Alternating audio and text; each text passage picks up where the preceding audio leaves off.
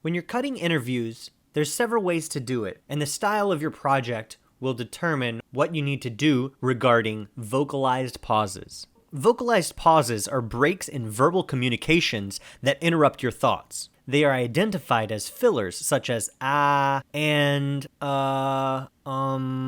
Too many of these fillers will have the person on screen sound unknowledgeable, uninterested, or lacking confidence. So let's look at a small piece of an interview and compare how it sounds with and without the vocalized pauses. Here's a short answer to one of my questions.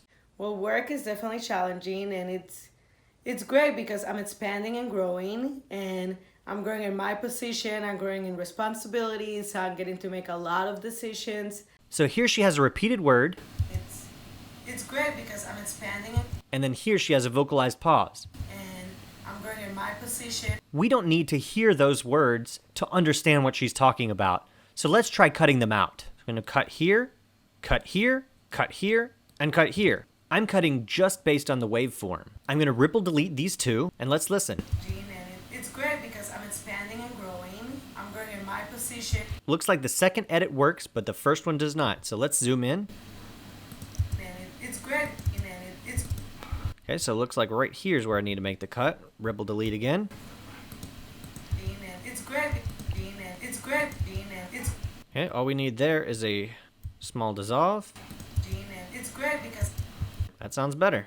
My challenging, and it's great because I'm expanding and growing. I'm growing in my position.